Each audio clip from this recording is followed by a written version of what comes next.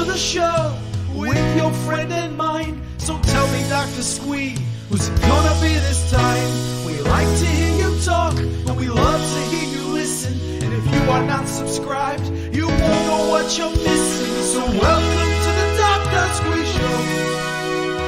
Welcome to the Doctor Squee Show. Welcome to the Doctor Squee Show. Headphones up.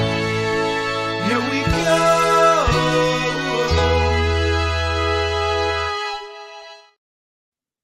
Hello and welcome to the Doctor Squee Show. I'm Doctor Squee, and this is my show. Today, once again, doing something a bit different. So recently, we've been going through Twin Peaks for Halloween season, but tonight we're going to go through something very different, and it's not an interview. As you may have seen from the description, this is me talking about my diagnosis and my journey through ADHD, now being diagnosed formally with it. And today I started my medication, so it seemed a good day to go back through it all and to talk to you about it. So ironically, considering the topic, and it is something that sometimes does make us tend to be late. We're going up a bit late today. I was aiming for 6 o'clock. It's about 8 minutes past as I speak. But guys, I've made copious amounts of notes. For a start, that seems a wonder in itself. Like, me making notes is usually quite hard work, if I'm honest. I'm not very good at it. I don't remember to do it, and I'm less organized for it. So the fact that I spent today, when I had a minute, making notes for this session is something in itself with the medication. I'm going to go through this kind of a bit chronologically, hopefully, but I will just start by saying, the medication has affected me today. It's helped me process stuff, but it feels like I've gone from struggling to process and to put things together and plan things to I have these ideas, but then putting them into action is difficult. But today it's felt like every thought I've had wants to be enacted straight away. And I think that's something that I can get used to. And I've started writing notes like, these are things you want to do.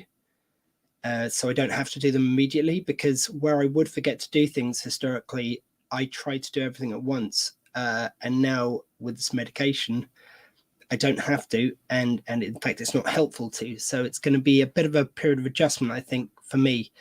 But going back to the beginning, essentially, I have been diagnosed with ADHD, and a lot of people have been asking questions about how I went about it, how I went about starting the ball rolling, when I first knew about it, what's the medication look like, how does that happen, and all these process questions, which I've been happily answering to people, but I thought it would be really great to have a video of it. And I'm sure there's other videos out there which are just as good, if not better, but this is just my personal journey and how it affected me and what happened.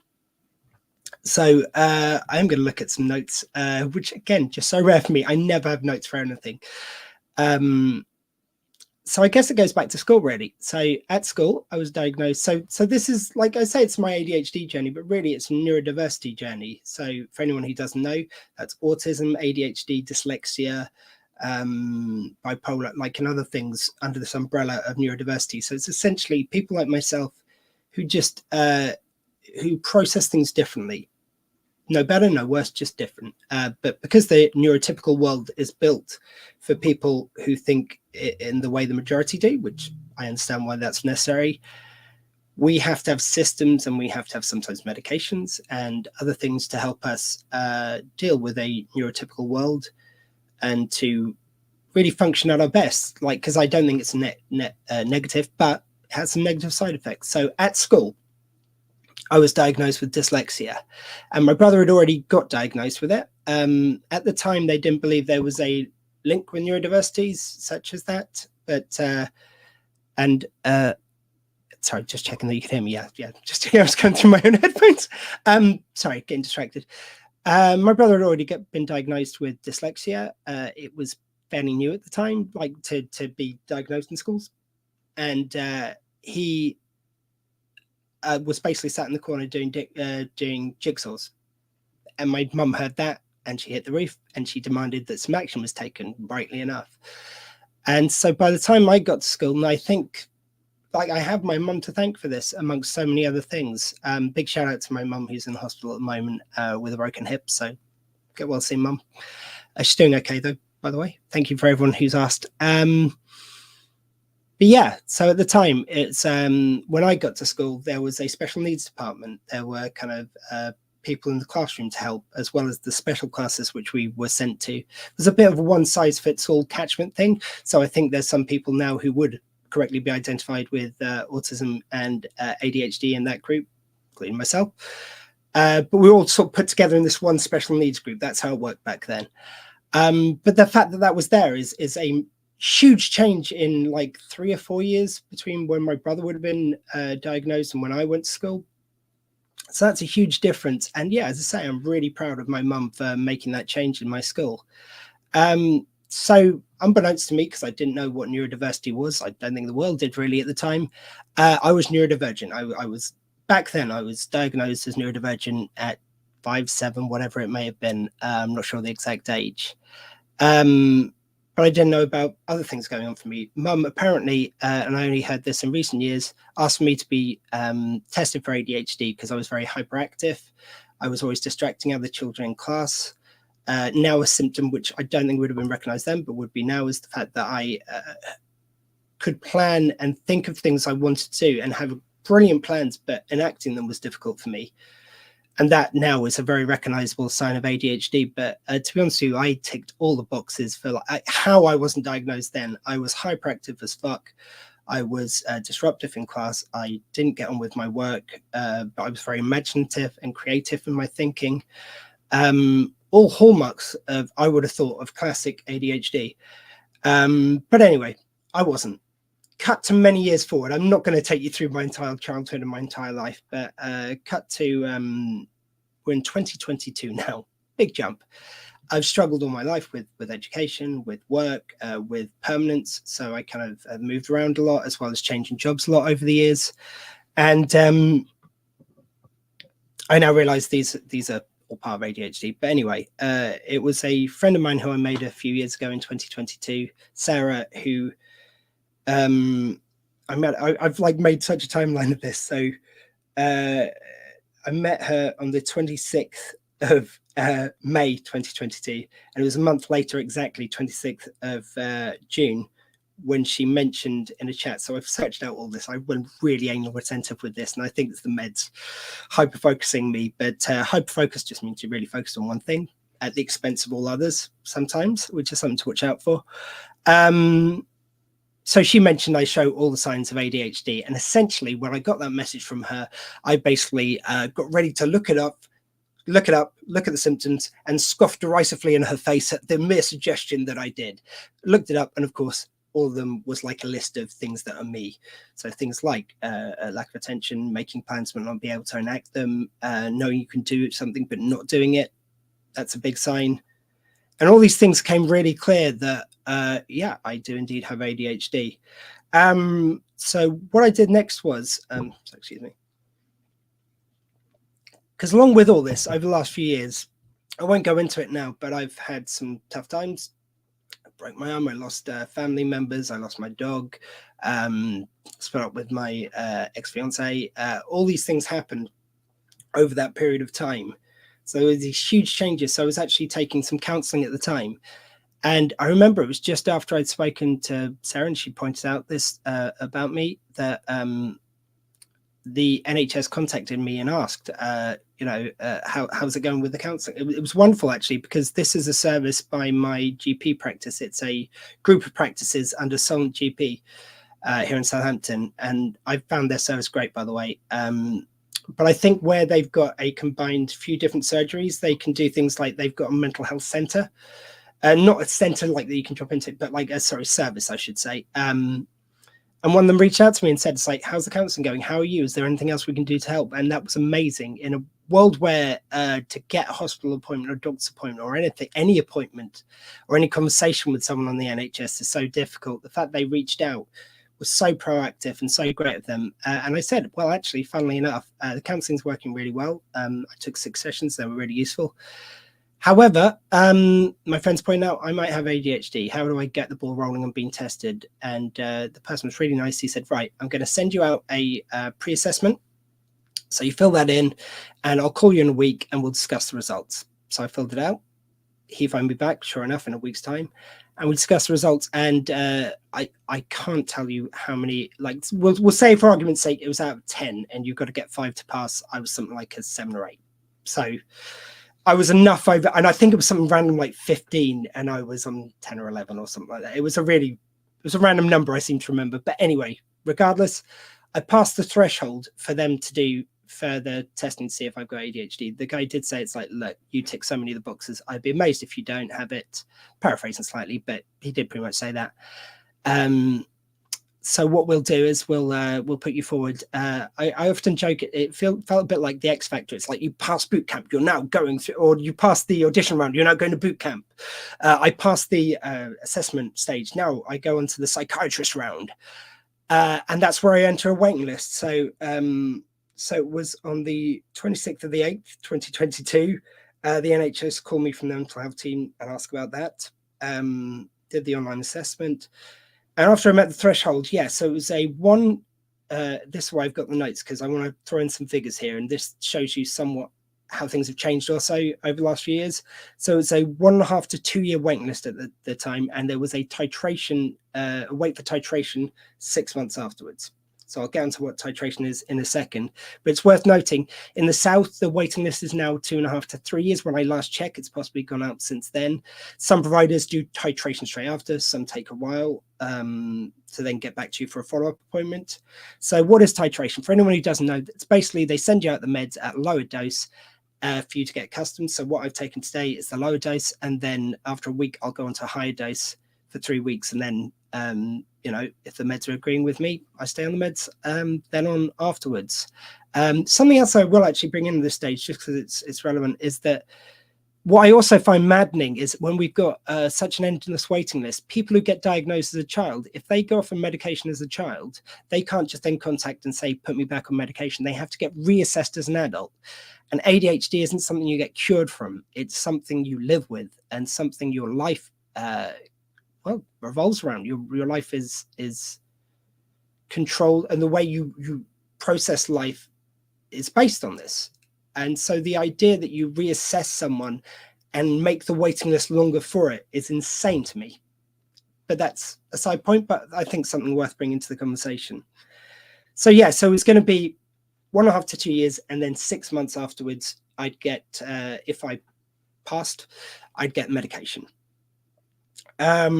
So about that time, I started looking into it. I started finding out loads of information. I wanted to find out everything I could. I listened to some audiobooks because I started being easy on myself on the fact that I didn't read as much, because I realized reading was really difficult. It's concentrating on the words on the page was really difficult for me, with a mixture of dyslexia and ADHD. And I'm now starting to suspect, which I'll maybe get onto later, I might have autism in the mix as well.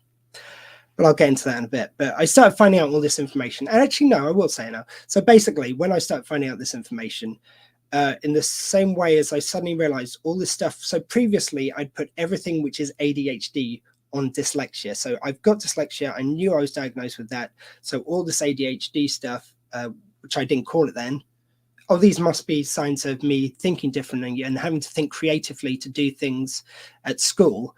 So thusly, it's all part of dyslexia.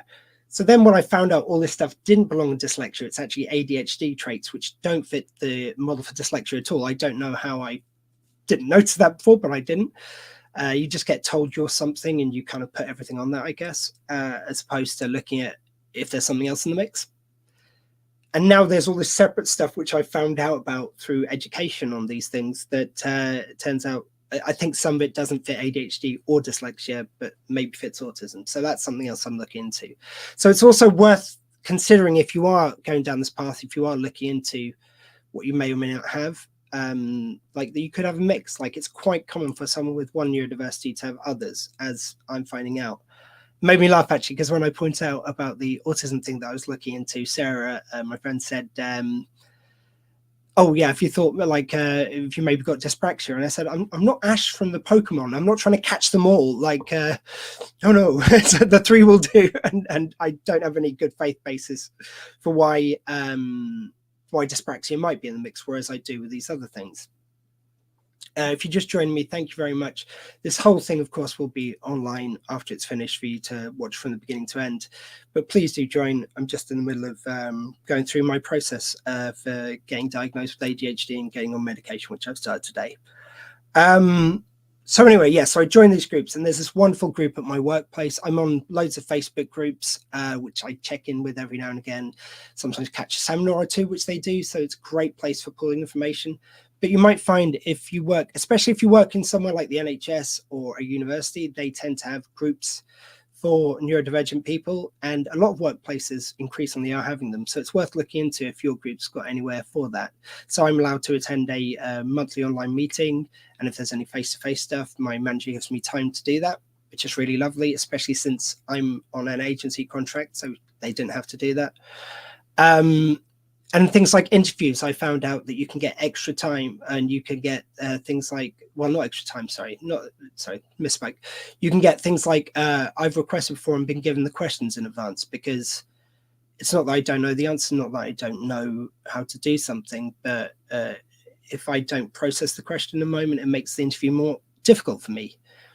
So join these groups, learn from other people, find out as much as you can if you suspect you've got ADHD. If you're thinking about looking into it, please do. Like, you've got nothing to lose. If you find out you haven't got it, you've lost nothing. If you find out you have, there's all this wealth of help you can get out there. The neurodivergent, it's a sub-working group, it's called at work, because there's the Disability Network and the neurodivergent group is a part of that. And the help, support, friendship, everything I've got from that group has changed my life, I would say, along with this journey. And so many things where I've asked, it's like, I've gone, oh, well, I do this weird thing and it's just me and no one else in the world does it. And like, I find so many people do it, and it's like, I'm not alone. It's not just me. So it's worth looking into. I'm trying to think of a good example of something which I found out in such a way. Things like, yeah. So sometimes I'll repeat a word back to myself, and I'll even find I'm saying out loud. I won't even notice until someone goes, why are you repeating that word? And there's I'm going to forget. I think it's lalacadia. There's a word for it anyway, where you repeat a word to yourself because you like the sound of it. And that's something I do. Masking.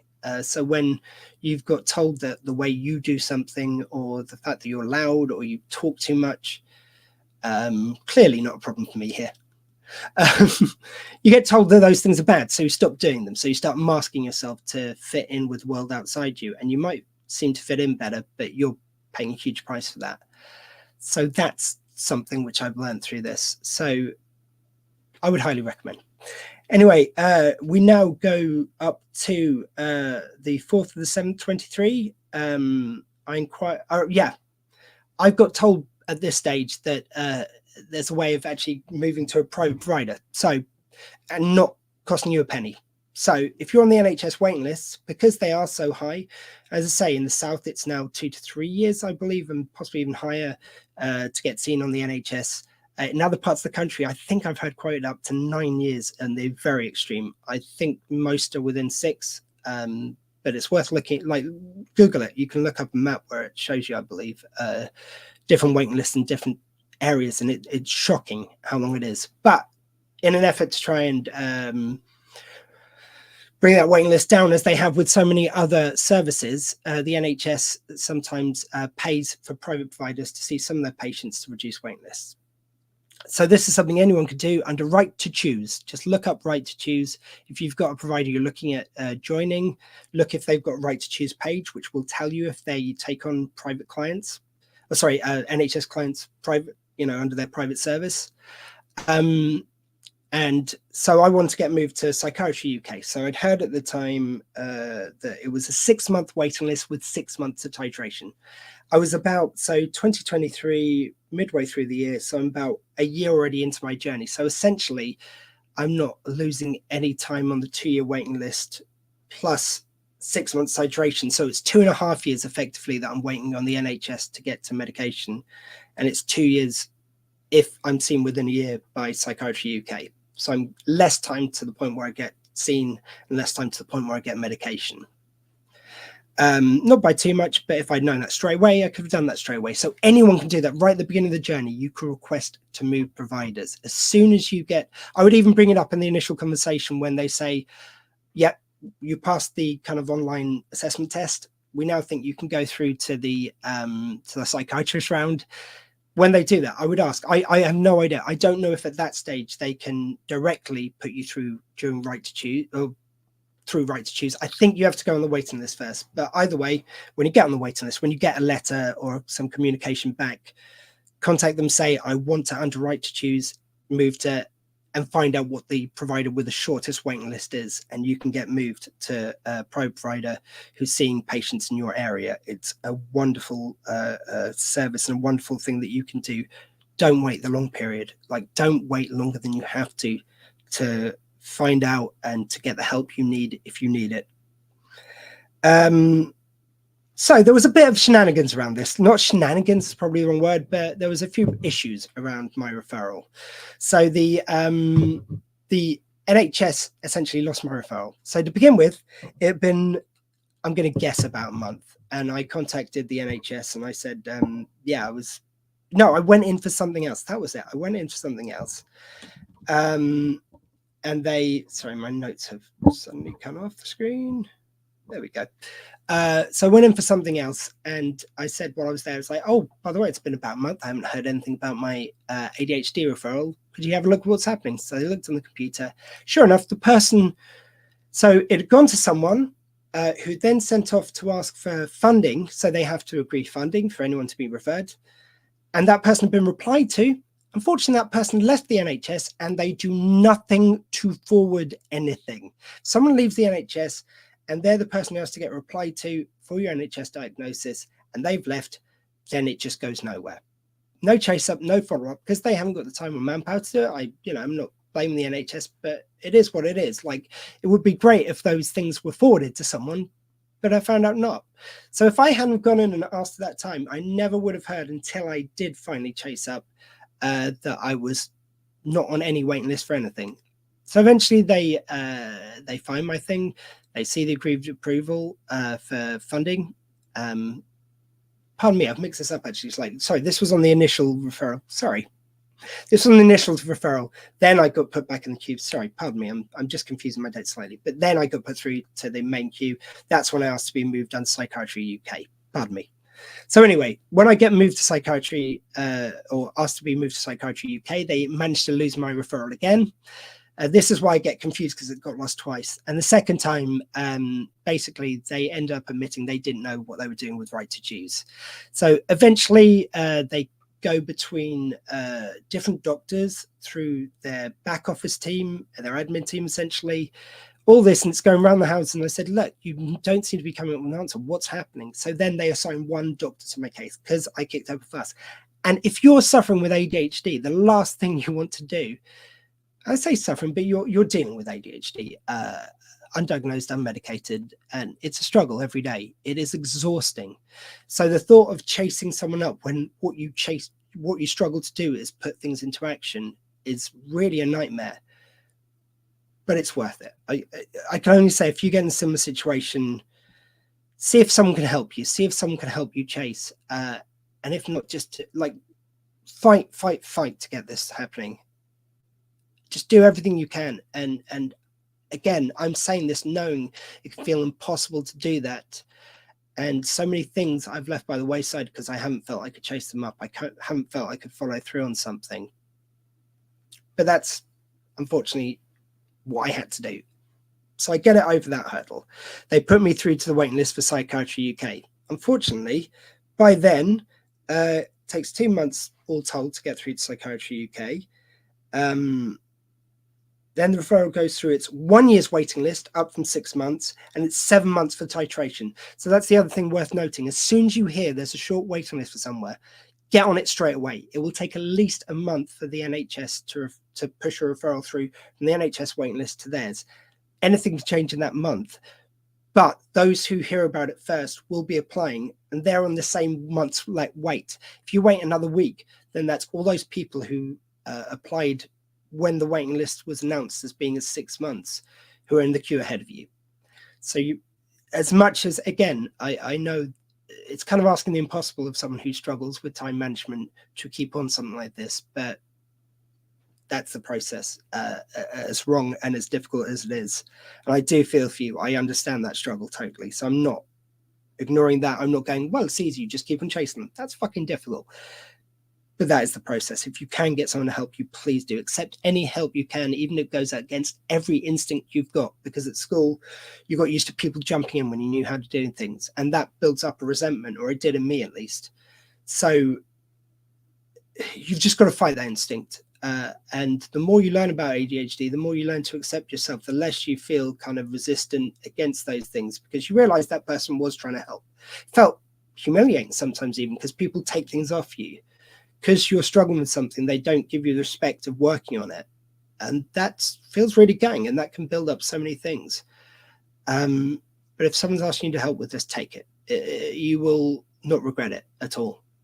But I do understand the instinct not to sometimes. So anyway, so now I'm waiting for a year to be seen, and then 7 months for titration on top of that. So that's now a 17 months wait.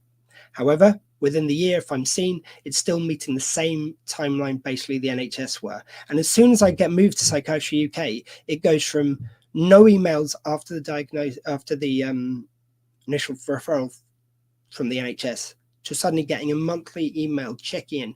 Just a very, very standard email. It's all template, but it goes, sorry, you're still on waiting list, but we do have you on your waiting list. We will offer you an appointment as soon as one comes available. Here's some resources you can hit up. We're here if you need to talk to us. And just having that monthly check and just knowing that I didn't have to worry like I did with the NHS that my referral was lost. And I love the NHS, by the way. If any of this comes across like that, I don't. I think the NHS is a wonderful service, but it's under-resourced, it's underfunded, and it's struggling. So that's, important to raise there. Like, I'm frustrated with the system, not with the system existing, and not with the wonderful people who work in the NHS. God knows the service they've given to me when I broke my arm, to my mum when she's in hospital now. She's just it's unbelievable. So I just wanted to make that clear as well. But I digress slightly. So yeah, that's what I'm looking at then. But I'm getting contact. I know I'm on their waiting list. I know I haven't been lost like I did get with the NHS twice. So what is right to choose? So I've talked a bit about that. So it's basically a referral thing. So March 2024. I can't be more precise than that on this one, I'm afraid. But friends from my neurodivergent, from my neurodivergent working group at work say that ADHD 360 has a 3-month waiting list with titration, no wait. So I instantly, as I was saying to you, because I missed the boat with Psychiatry UK, I contact them straight away. Like, how do I get referred? Contact the NHS. Again, it takes about a month to move me over. I keep on chasing them up, though, because I'm not going to let this go. I set reminders on my phone, anything I could to keep myself not letting this go, because it was difficult. It was difficult to keep the concentration on something like that, even though I knew it was going to benefit me. That's what I want people to understand who maybe are neurotypical. It's not just us being lazy or being stupid. It is a deficit in concentration. I think there are other positives we get from ADHD and creativity. We learn so many creative ways of doing things, and I think because we struggle with writing, we maybe look to more creative things. But it's not a choice. It's difficult. But I keep on chasing, and eventually I get a message from ADHD 360. The problem I did have, the only thing I would say about ADHD 360 is during the time when you're being transferred over to them. So it's about a month for the, and I get confirmation from the NHS that they've sent through my referral to them. But ADHD 360, in efforts to concentrate their timescales on seeing people and titration straight afterwards, no 6 months or 7 months waiting, they don't answer if you're on their waiting list before they've processed it their end, ready to contact you. So for 3 months, the NHS had said they sent it through, but I felt burnt before on that. And ADHD 360 don't reply to me. Again, I understand why, and I prefer they do that and see people and do their titration straight away than reply to emails. But it was very anxious making during that time. That was really difficult. Then 3 months later, I get an email from them. You're on our waiting list. And it's so funny because it was just before that. So I'm going to try and look at dates. It was the so it's 25th of the 4th that ADHD referral went through from the NHS. And then 5 months later, all told. So it wasn't 3 months, sorry, it was 4 months before ADHD 360 saw me. But from 3 to 4 months isn't a big jump. And it's 5 months all told from when I start on their system. I will say by this stage, we're at like about 2 years and a month. So originally I was going to get seen in 2 years and titration afterwards. But here I am, I'm ready to get seen. I actually get an email from Psychiatry UK. It turns out when they moved my referral across, it didn't take me off the Psychiatry UK email. So I get an email offering me an appointment. Brilliant. So I sign up to that because like I don't know what's happening at that stage with psychiatry, with ADHD 360. So it's on the 5th of the 9th, 24. By the way, all these dates are in UK in case someone's watching from America. And it offers me an appointment on the 25th of the 10th, 24. So essentially a month and 20 days later. I then get an email on the 16th of the 10th. I get an email offering me an appointment from Psychiatry UK on the 16th of the 9th. So a week later, essentially, I get an email from Psychiatry UK offering me an appointment, and it's a week before the one for Psychiatry UK. So they not only beat them by a month to see me, but they're going to do titration, do the meds for me straight afterwards. I know there's a lot to follow, but I really wanted to cover everything, and I hope this is a comprehensive and useful guide. I hope it's not too wordy. I know it's going to be a bit long. I apologize because I know concentration can be difficult. So if you want to watch this in chunks, please do. I am nearing the end though.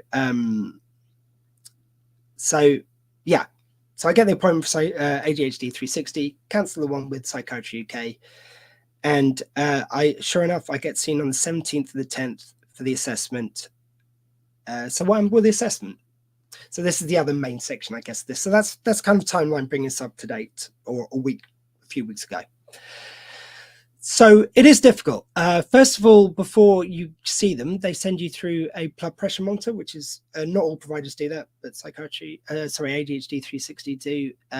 So you take your blood pressure, give them some readings, and you fill in some online forms. Not great. No one with neurodivergencies I should say quite a few of us with neurodivergencies don't like forms. So that was a bit of a nightmare. But I get those filled in fairly okay. I think there might have been one I had to get someone else to fill in, which I sent to my friend Michelle.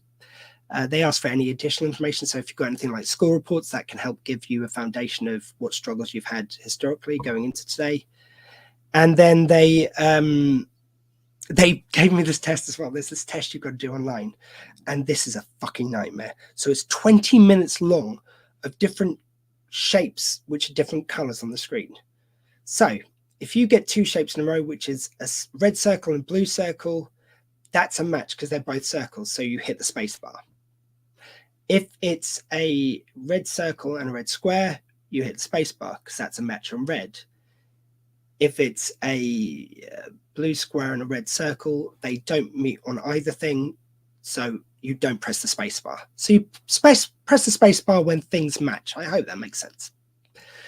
So for 20 minutes, I'm sat there doing that. And to begin with, I'm doing it, I think, quite religiously, pressing all the things. And my attention wanders very quickly, though.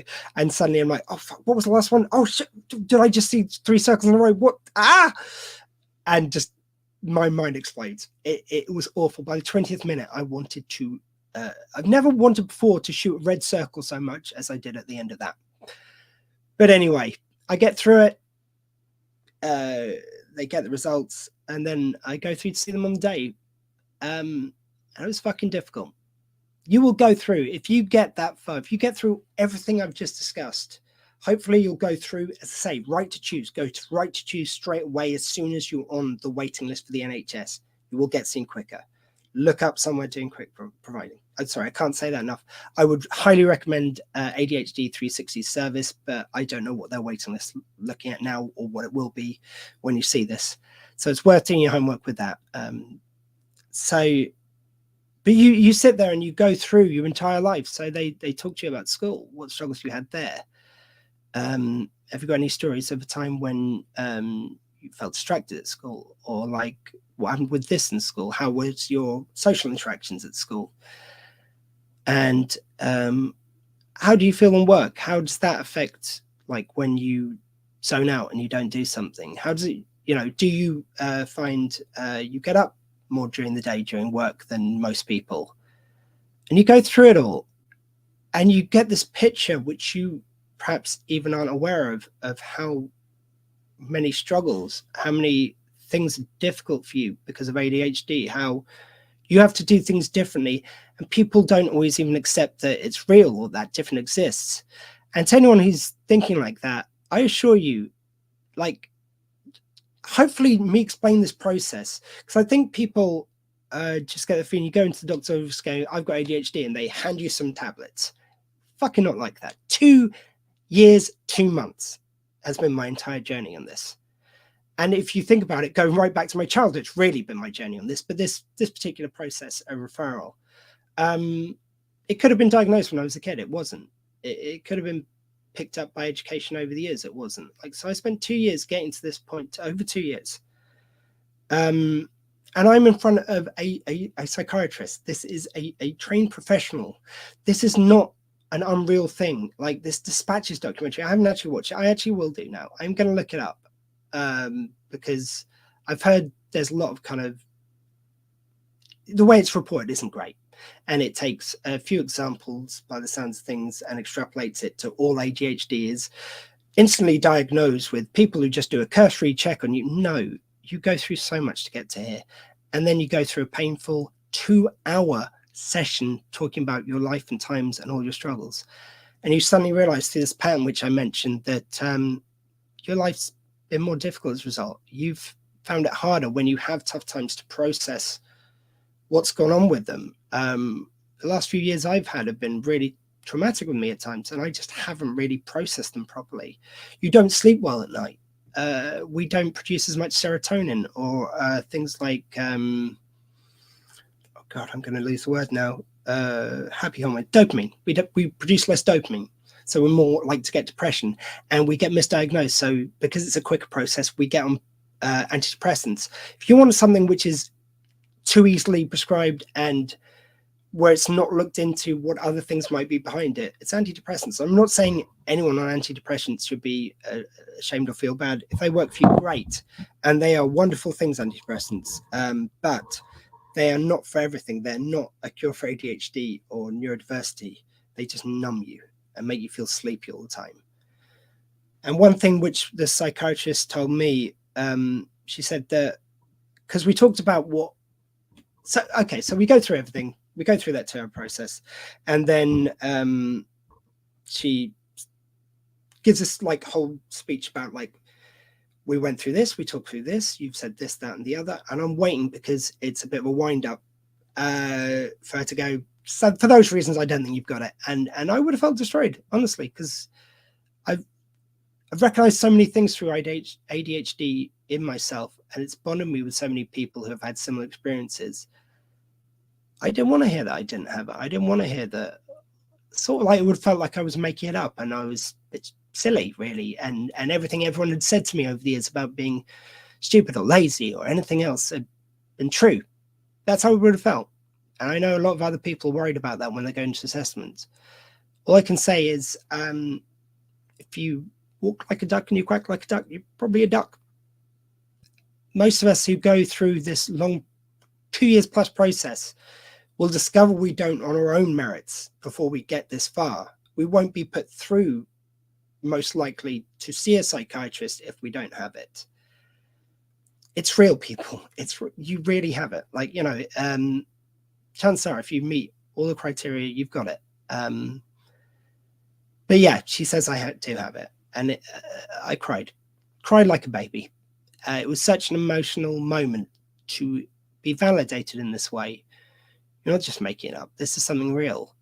It was amazing. And she talked through my results on the little shape and color thing. And when I looked at that, it's like I had a like she said, sorry, I'm gonna giggle here. I scored 69. Okay, that's done with. But I scored 69 out of 100, and she goes, we get some hundreds in here, and that's so difficult. And I think it was something like 50% is the threshold for passing. So it was kind of, I just remember I was significantly over the threshold. But man, people who struggle like 100%, that's a sort of paralysis really from ADHD, like permanently. That's I can't imagine what they go through basically. But anyway, so I get passed through all this.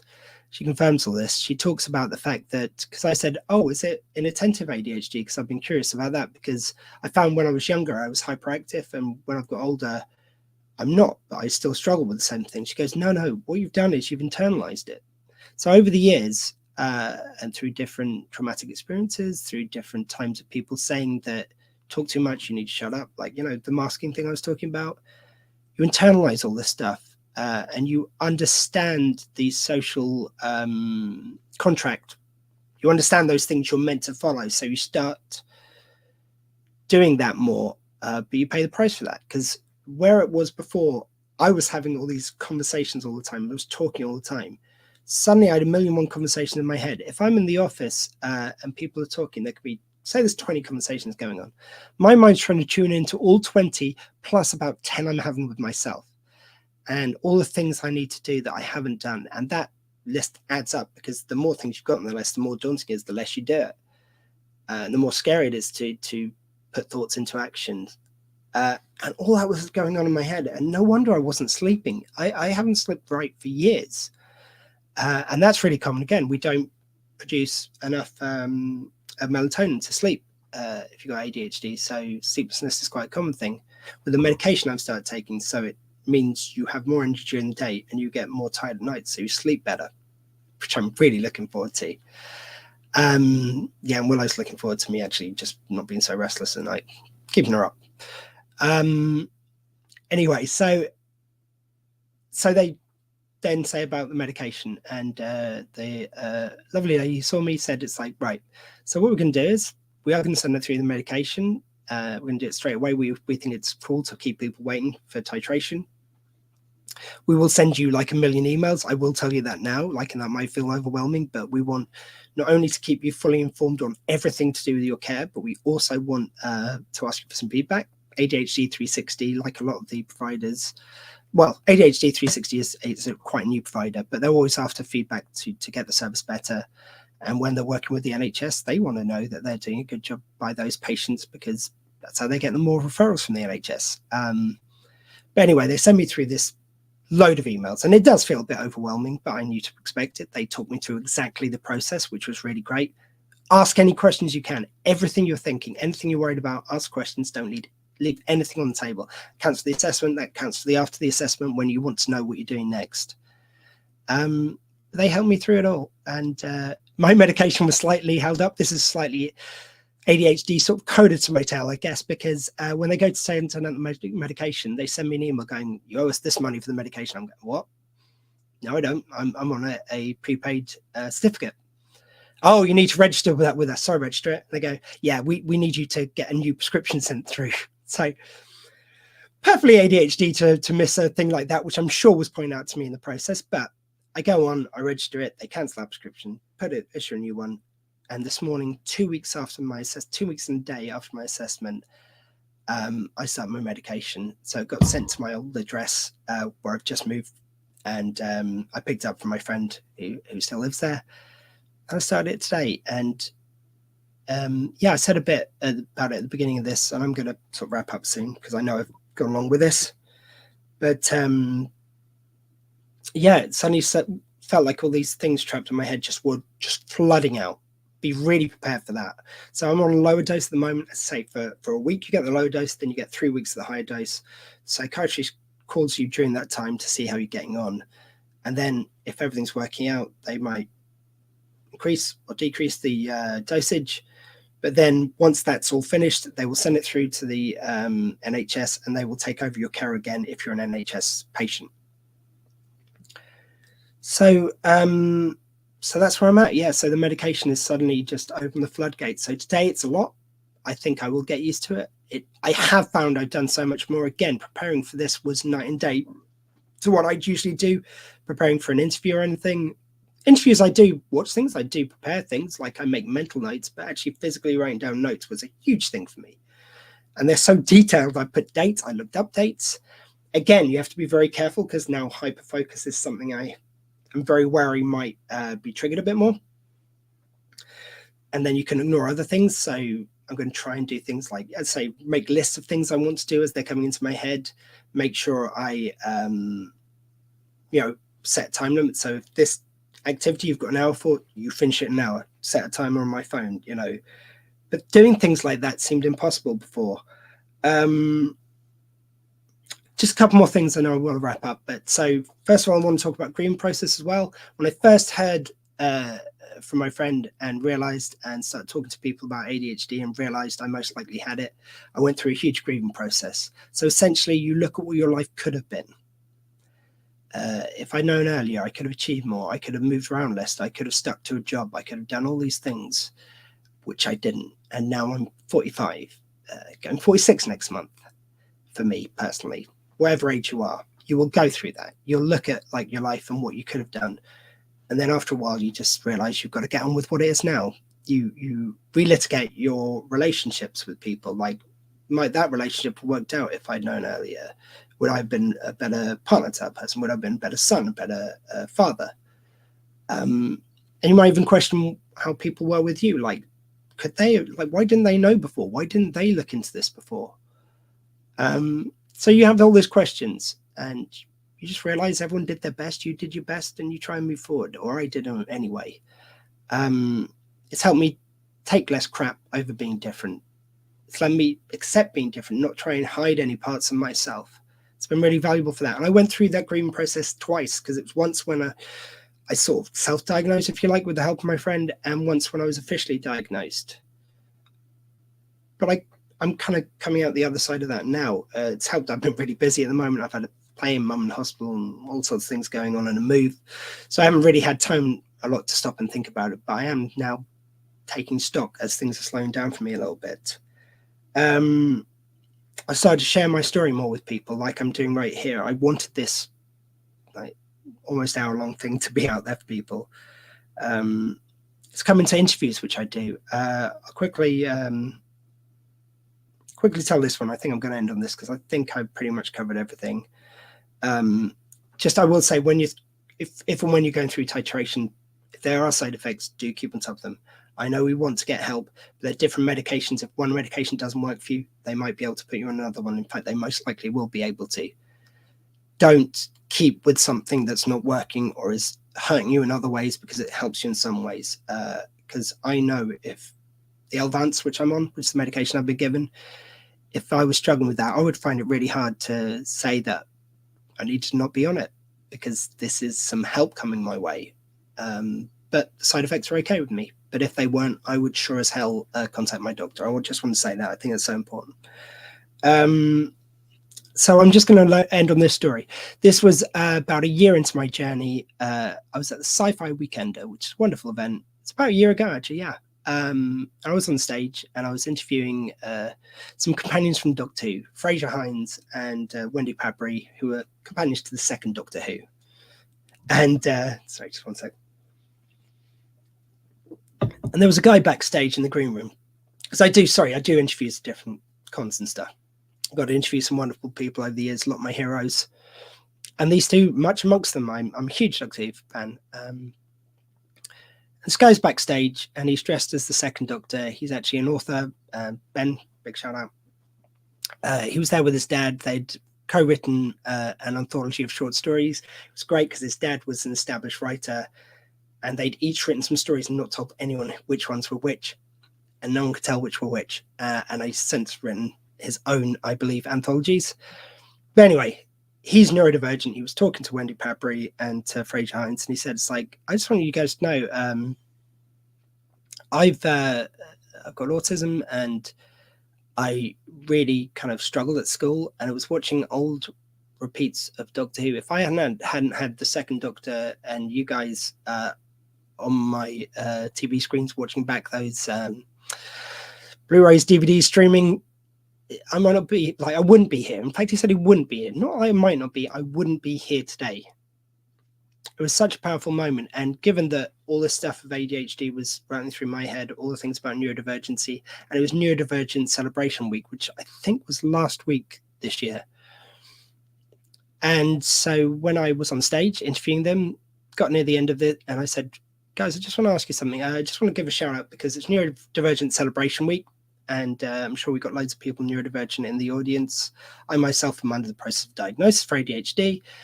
I was backstage and this young man, I recounted the story. He came up to you. You must have heard that story a few times. Like, what does that mean? And how does it feel to be in that place of people who are neurodivergent lives, and making that difference, making life bearable for people who are bullied?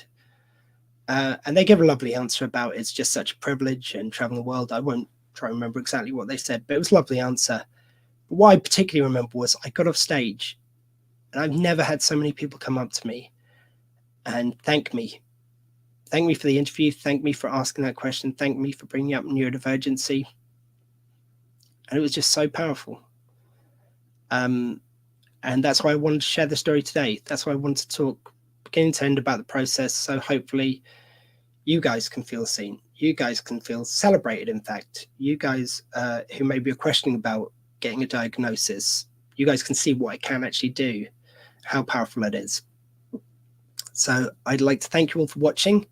Hope it's been useful to some people. Again, I know it's long, but I had to get out the whole story. This was really important to me. Thank you to everyone who's watched. I'll be sharing this about tomorrow when I get a chance. I'm actually just popping out after this. But thank you for giving me the time to talk about this for anyone who's watched and anyone who will watch. I love you. My name's Dr. Squee. That has been my show. And if my mouse will kindly switch on because it's wireless. So it kind of likes to turn itself off when I'm in the middle of ranting. Oh, God. Nothing like a smooth ending, eh? Give me 1 second. Right, so I have been Dr. Squee. That has been my show. And in a world where you can be truly anything, let your freak flag fly. Be who you are. Be it proudly. Go and get tested if you think you've got any neurodivergency. And please, to anyone out there, neurodiverse and neurotypical, be kind.